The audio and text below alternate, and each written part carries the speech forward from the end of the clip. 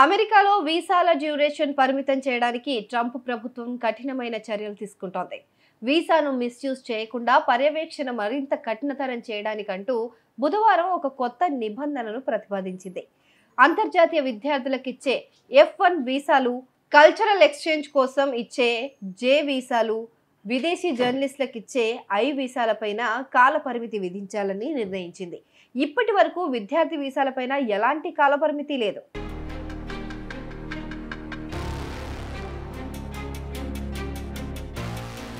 వాళ్ళు చదివే కోర్సు ఎన్ని సంవత్సరాలున్నా అంతకాలం వారు ఆ దేశంలో ఉండడానికి అవకాశం ఉండేది. కానీ ఈ కొత్త ప్రతిపాదన ప్రకారం విద్యార్థి ఎక్స్చేంజ్ వీసాలకు 4 ఏళ్ల కాలపరిమితి మాత్రమే ఉంటుంది.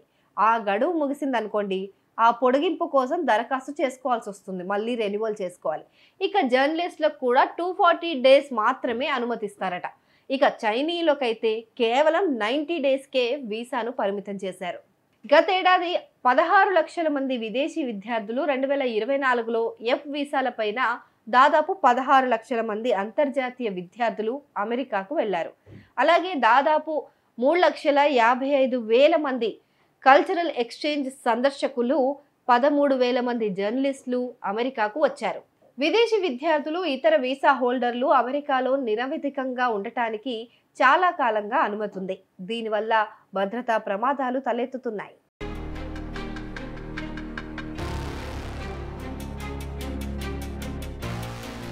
ఇక పన్ను చెల్లింపుదారుల డబ్బు వృధాగా ఖర్చవుతోంది.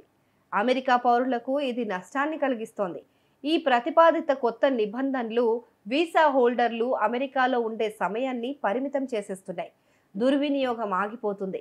విదేశీ విద్యార్థులను పర్యవేక్షించడానికి ప్రభుత్వం పైన భారం తగ్గుతుందని హోంల్యాండ్ సెక్యూరిటీ విభాగం ప్రతినిధి అయిన ఒకరు తెలిపారు. అయితే దీనిపైన ప్రజల అభిప్రాయాలకు 30 రోజుల గడువు ఉంటుందట. అయితే డొనాల్డ్ ట్రంప్ మొదటి పదవీ కాలం 2020లో కూడా ఇలాంటి ప్రతిపాదనే ఒకటి వచ్చింది. ప్రపంచవ్యాప్తంగా 4,300కు పైగా సంస్థలకు ప్రాతినిధ్యం వహిస్తున్న అంతర్జాతీయ విద్యావేత్తల సమూహమైన NAFSA దీన్ని తీవ్రంగా వ్యతిరేకించింది. దీన్ని విరమించుకోవాలని విజ్ఞప్తి చేసింది కూడా. అయితే బైడెన్ ప్రభుత్వం దీన్ని అప్పట్లో ఉపసంహరించుకుంది.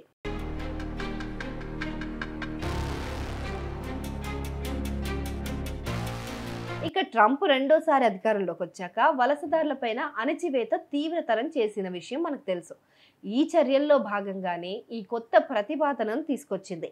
ఇప్పటికే వేలాది మంది విద్యార్థి వీసాలు, గ్రీన్ కార్డులు రద్దయిపోయాయి. లక్షలాది మంది వలసదారుల చట్టపరమైన హోదాను కోల్పోయారు.